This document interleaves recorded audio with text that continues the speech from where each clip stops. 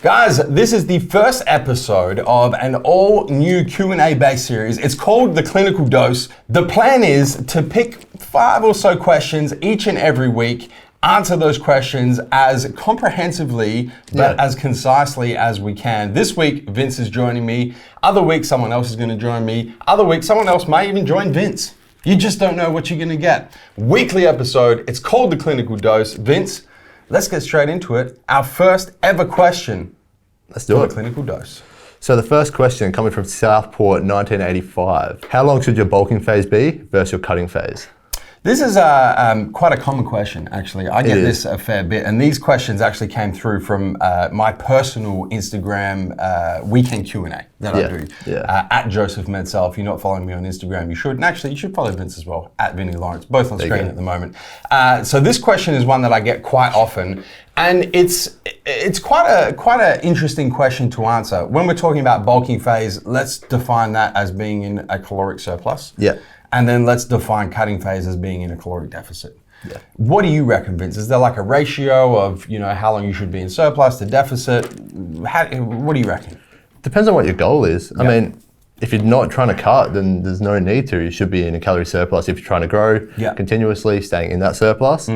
If you're trying to cut down, let's say for a show or something, you need to be in a deficit. But it really depends on what your goal is there. If you're trying to grow for a particular purpose, then you need to be in a surplus, and there's no real time frame on how long that should be until you've hit your goal. Yeah, I think the one thing that I will add is I'm generally a big advocate for spending much more time in a caloric surplus than you do in a caloric deficit. Definitely. Myself being a men's physique pro athlete and a competitive athlete, the only time that I'm really going into a deficit is when I'm prepping for a show. Yeah. Which for me is like, my last prep was the whole prep from start to finish with the diet break in between was like 24 weeks. Yeah. And that's the only deficit that I've been in for 3 years.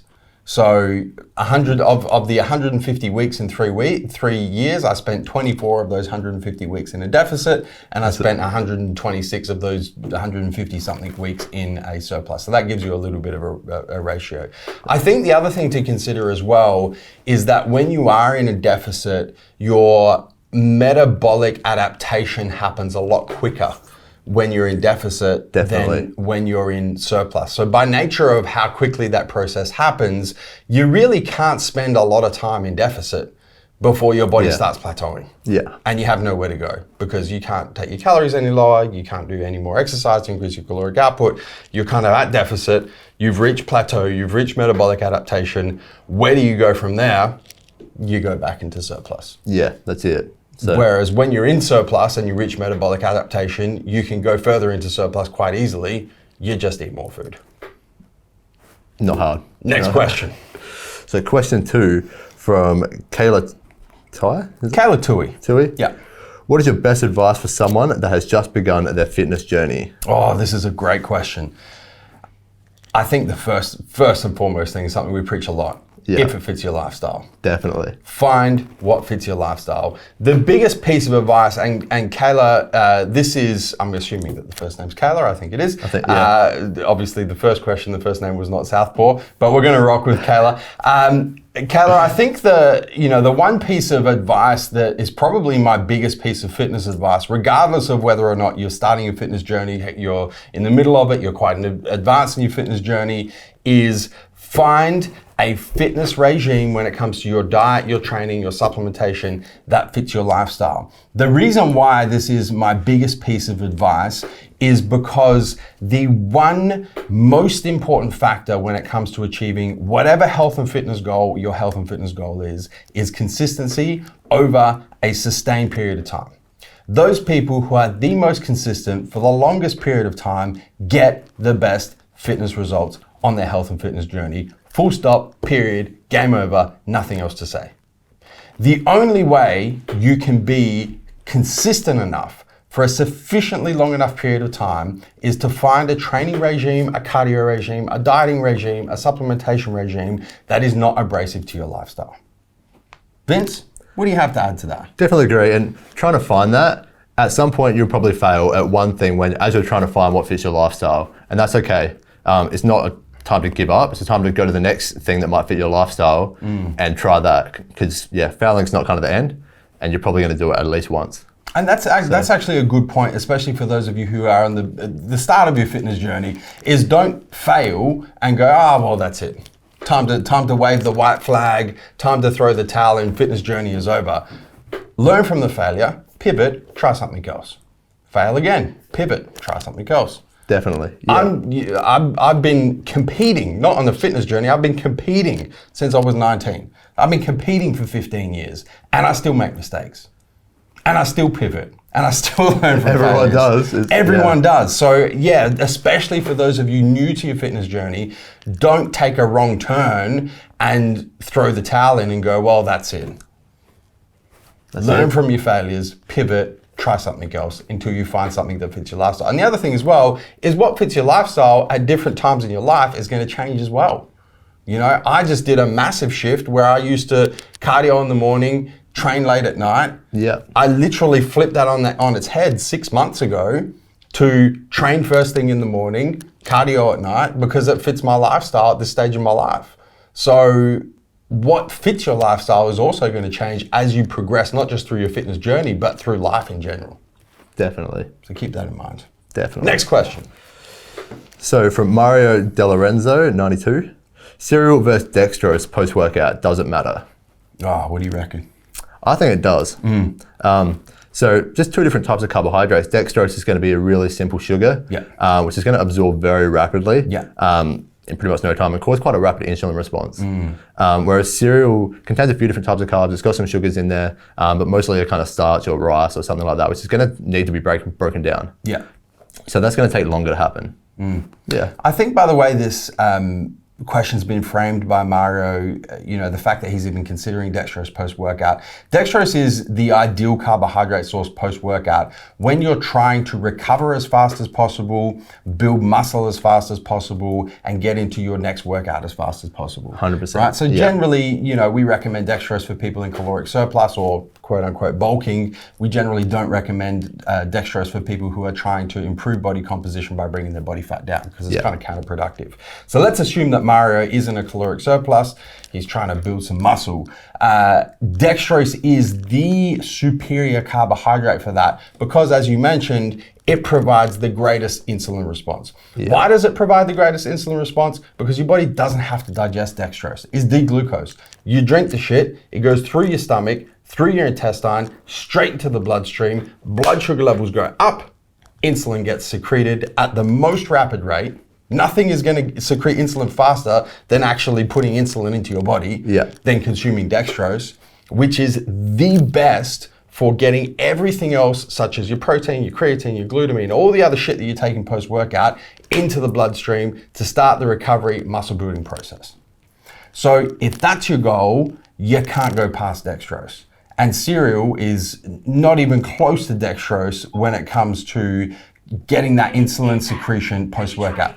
And Siri agrees. Random as fuck. Next question.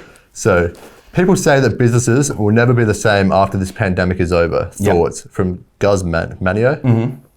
And we're going to team that with another question as well, right? Because they're kind of similar. Someone else asked, post-lockdown, will this change the way gyms operate and the amount of members in the gym? Banksy 8823. All right, so we can kind of answer these questions kind of two together. I think the first one, businesses will never be the same after the pandemic is over. I think, and you tell me if you agree with this, Vince. I reckon that what the current circumstances, courtesy of COVID-19, is creating is a fundamental change in habits and routines and human behavior. Yeah, definitely. And I think the longer that this goes on for, the greater the change to consumer behavior in particular that we're going to experience. Yeah. I think that the longer this goes on, the more people are going to go, well, you know what, going to retail stores, for example, physical bricks and mortar stores, probably not that convenient. probably going to be shopping more online, probably going to go, well, man, this online thing is super convenient. I get shit the next day. Yeah. If you're dealing with a good online operator like MassiveJoes, you get it the next day. It's super convenient. It's delivered to my door. I get free shipping, all the bells and whistles. It's amazing. I think there's going to be a fundamental change there. Yeah. I think on the flip side, people are going to really... It's like you don't know what you've got till it's gone. I think people are really going to value social experience that we currently don't have at the moment because we're all in lockdown and isolation and quarantine, whatever you want to call it. I think people are going to flock back to entertainment, going out with friends, restaurants, experiences, much more. Yeah, definitely. I agree with that 100%. And I think with the consumer behaviors and trends, it won't come back as far because all these companies that may not have invested as much in their online side of their business are now doing that to stay afloat. Yeah. So that's going to be a big way in the way things change. You're going to get better experience from that online purchasing. That's a really good driver as well. So I think I think businesses will never be the same. I think that some businesses will pivot and go in completely different directions. And I think that other businesses will just triple down on what they know are their strengths. And those are going to be valued by consumer behavior post-pandemic. And that's going to be fantastic as well. I think so far as gyms, this is a specific business, a specific example. Yeah. How do you see this one playing out? So he's asked about the way they operate and members. Yeah. So I think members in gyms is going to decline. I think a lot of people, for instance, will join up a gym and probably won't go that much. So I think for those people now who can't go, they're going to use this to get out of the gym and potentially try something new that they might have been trying during this lockdown that they might enjoy. Other people are now investing in their home gyms and they're going to be stuck there for 6 months, say? At least. Yeah. So they've invested all this money there. They've learned to train at home, learned to get motivated by themselves without going to the gym. Yeah. That's probably where they're going to stay for at least a bit anyway. And then looking at personal trainers and other people who bring people into the gym, they've now had to adapt their whole clientele onto online training and different ways of kind of providing their service. So, yeah. I think gyms are going to be one of the businesses that are going to have to pivot the most. Yeah. And if they don't pivot, I think they're going to be out of business. I think the longer this goes on, we've talked about changing consumer behavior, changing habits and routines.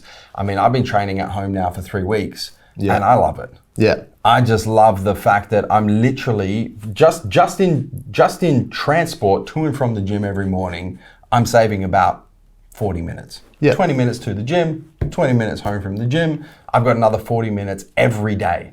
Times that by 6 workouts a week, I'm at 240. Like it's the amount of extra time that I have is unbelievable. I agree there as well. And I'm sleeping a lot better as well because I have more time as well, which I find is a crossover there as well. Definitely. And I think it's going to be a similar thing. The longer this goes on for 6 months, it's going to be a certain amount of change. It goes on for 12 months, it goes on for 18 months. And like you said, you've also got the fact the longer this goes on, the more people are investing in their own home gym setup. Yeah, exactly. Man, this goes on for 18 months. Some of the home gyms are going to be better than gyms you're training at. I've seen a few good ones so far. Why would you go back? So I think that, the way gyms operate is going to be hugely affected. Even if this only goes on for 6 months, the longer it goes on, the more gyms are going to be affected. And I think ultimately it's a good thing because I think that gyms have probably, I'm not going to say had it too easy, but have had the way that gyms operate kind of being the stock standard way of operation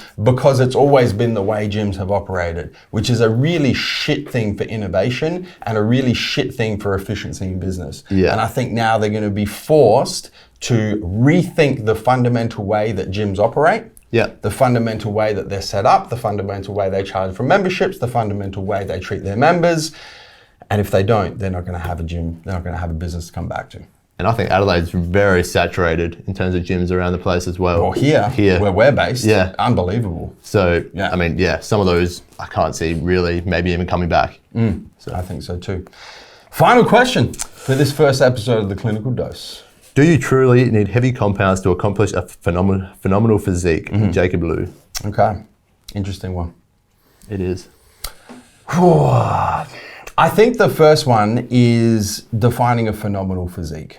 because everybody's view of this is different. Is your phenomenal physique an aesthetic physique? Is it a, Mr. Olympia bodybuilder physique? Is it a CrossFit Games type physique? Physiques are so varied and so different, and the way that you train does have a huge impact on what sort of a physique you develop. Yeah, definitely. I think, man, I don't know. My views of this have changed over the years as well. Yeah, mine too. I used to be of the view that heavy compounds were a really good way to build a base fundamental physique. Yeah. But I think at the same time, it's a really good way to mess up natural aesthetics of a physique too. Like if you have naturally a very small waist and broad shoulders and you just have a naturally aesthetic physique, and your ideal of a phenomenal physique is to add a little bit more mass to the shoulders, keep the waist nice and tight, add some more thickness to the chest and the back, so on and so forth. If you're doing true, like big heavy compounds early on in your fitness journey, you could mess up those proportions. Definitely, yeah. So I think my views have changed this over time. Yeah, I agree. I mean, everyone's genetics is going to be different here, and I think that's going to play a big part in achieving your physique, whatever that may be. Yeah. And you really have to adapt those compounds to that. If you want to be a powerlifter, for sure, you have to do them. Of course. But if you want to be a physique competitor, you don't deadlift. No, absolutely not. I mean, you do your bench press and stuff like that. I wouldn't say that. And honestly, and this is why I say that, my views have changed. If I could go back to earlier on where I did used to do heavy deadlifts, I did used to do heavy bench, I did used to do heavy squat, I probably, knowing what I know now, if I could go back, I probably wouldn't have done them. Yeah. To be honest. Yeah. So, I think that the first step is defining what is the ideal, or as Jacob has said, the phenomenal physique that you're trying to develop. That's your starting point, and work backwards from there. If heavy compounds are not part of what you're trying to develop as a physique, then don't do them. So I guess the answer to the question is, do you truly need heavy compounds to accomplish a phenomenal physique? No, you don't. No, I agree. And another thing, if you don't have good form or you're going heavy just to try and because you think you need it, you're probably going to end up with injuries. Absolutely. So. And that's a wrap for this first episode of Clinical Dose. Vinny, thank you very much for your input, man. Thank you. Guys, the way we're going to structure this moving forward is we're going to pick, as I mentioned, 5 or so questions each and every week. Now, you can ask those questions a bunch of different ways. The first way is as a comment to this video on YouTube. That's the first place we're going to look. So pop a comment down below with your question, and we'll choose some of the best questions from there. Definitely. The second way is to follow at MassiveJoes, which is our main business account on Instagram. We're going to post every weekend in the story. It'll be Clinical Dose branded, so you won't miss it. A little question box, which will be asking for questions for the next episode of Clinical Dose. So if you miss the opportunity to post a comment on this video here on YouTube, you can go to the at MassiveJoes Instagram account every weekend, find that question box, and post your question in there. And that's what we'll be searching, posting, looking for, determining. Throw another word in there. I got nothing. Nothing. The next 5 or so questions for the next episode of Clinical Dose. Guys, as always, don't forget to hit the subscribe button. Subscribe to the MassiveJoes YouTube channel. Turn your post notifications on your mobile, your cell phone, and your desktop PC so you don't miss a beat when it comes to the MassiveJoes YouTube channel, including all of these new episodes of Clinical Dose. Vincenzo, until next time. It's been good. Where are we coming to and from, man? MassiveJoes.com. Stay massive.